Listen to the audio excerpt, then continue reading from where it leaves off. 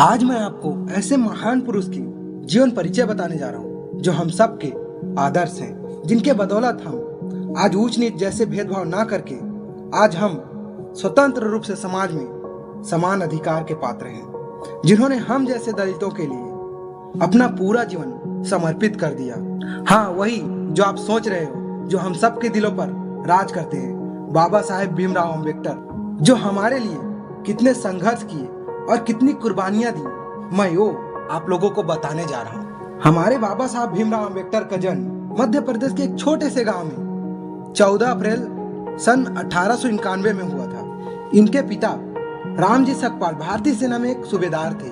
वे हिंदू महर जाति से संबंध रखते थे, जो तब अछूत माना जाता था, और इसी कारण उन्हें सामाजिक और आर्थिक रूप से गहरा भेदभाव सहन करना पड़ता था।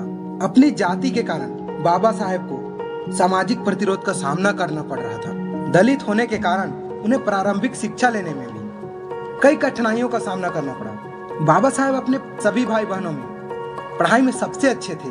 वह अपने इलाके के अकेले ऐसे विद्यार्थी थे जो परीक्षा में पास होकर हाई स्कूल तक पहुंचे थे। स्कूली पढ़ाई में काबिल होने के बावजूद बाबा साहेब और दूसरों बच्चों को स्कूल में अलग बैठाया जाता था। उनको क्लासरूम के अंदर बैठने तक की इजाजत नहीं था। साथ ही प्यास लगने पर कोई ऊंची जाति का शख्स ऊंचाई से पानी उनके हाथों पर डालता था, क्योंकि उनको ना तो पानी ना ही पानी के बर्तन को छूने तक का परमिशन नहीं था।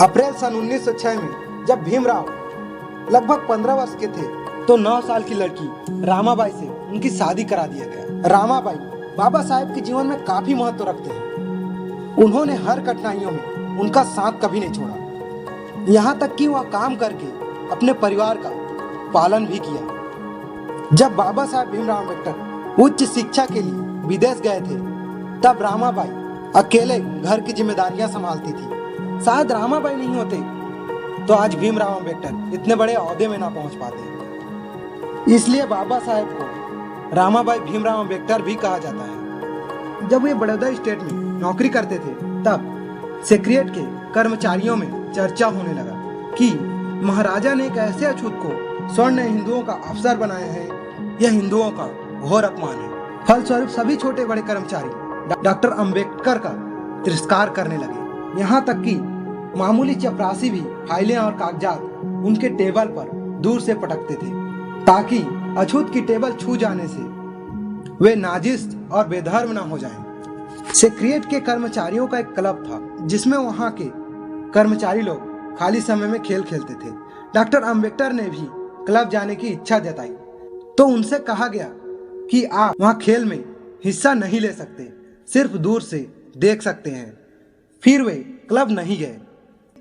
ऑफिस में उनके नीचे काम करने वाले क्लर्क उनके पात्रों तथा उनकी टेबल को नहीं छूते थे। जब उनके क्लर्क उनके पास नहीं आते थे तो उन्हें स्वयं उनके पास जाकर अपने कागजात को लाना पड़ता था। लेकिन जब कभी डॉक्टर अंबेडकर अपने कागजात लेते समय हिंदू क्लर्कों के टेबल पर हाथ रख देते थे, तो वे इस तरह झिझक उठते थे मानो उनकी टेबल पर सांप रेंग गया हो, वे जहरीले हो गए हो। इस तरह के परेशानी से उसे अपनी नौकरी से इस्तीफा देना पड़ा।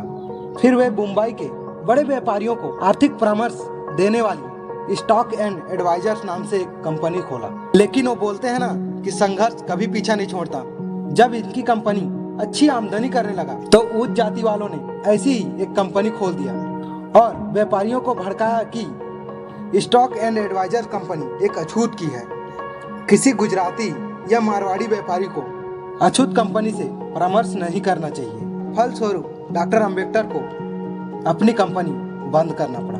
डॉक्टर अंबेडकर ने हमारे लिए कई कुर्बानियां दी, लेकिन उनमें से एक घटना हम सबके दिल में बाबा साहेब के लिए स्नेह और प्रेम को और बढ़ा देता है। जब बाबा साहेब के बेटे राजरत्न की अचानक मृत्यु हो गया और उसी दिन बाबा साहेब को प्रथम गोल मैच कॉन्फ्रेंस के लिए लंदन जाना था। बड़ा भाई भागकर आया और बोला, भीम तू कहाँ जा रहा है? तुम्हारा बेटा अब नहीं रहा। बाबा साहेब स्तब्ध रह गए। फिर अगले पल अपने आप को संभाला और भाई से कहा, आज अगर मैं लंदन नहीं पहुंचा तो आज करोड़ों दलित पिछड़ों के अधिकारों की गांधी एंड कंपनी हत्या कर देंगे। मैं मेरे एक बेटे के लिए करोड़ों बेटों को नहीं मार सकता। ऐसे थे हमारे बाबा साहेब, जिन्होंने हमें समानता दिलाने के लिए अपने बच्चों तक की कुर्बानी दे दी। ऐसे महापुरुष के लिए आज हम क्या कर रहे हैं? दारू पीकर एक दूसरे से लड़ाई, एक दूसरे को गाली दे रहे हैं। वे चाहते थे कि हमारा समाज शिक्षित हो, अच्छे मुकाम पर पहुंचे। आज के नौजवानों को उनसे प्रेरणा लेना चाहिए कि जब उन्हें पानी पीने नहीं दिया जाता था, स्कूल में एक साथ बैठकर पढ़ने नहीं दिया जाता था, लेकिन फिर भी वे देश के सर्वाधिक डिग्रियां प्राप्त करने वाले व्यक्ति बने और देश का संविधान निर्माण किया। और आज हमारे पास सारी सुख सुविधा होने के बावजूद कुछ नहीं कर पा रहे हैं, तो हमारा जीवन बेकार है। हम जिंदगी में कुछ नहीं कर सकते। यदि वाकई में बाबा साहेब तुम्हारा आदर्श है, तो तुम अच्छा मुकाम हासिल करके दिखा दो। और कठिनाइयां आ रहा है तो सोचो कि बाबा साहेब के जीवन की कठिनाइयों से क्या बड़ी कठिनाई है ये।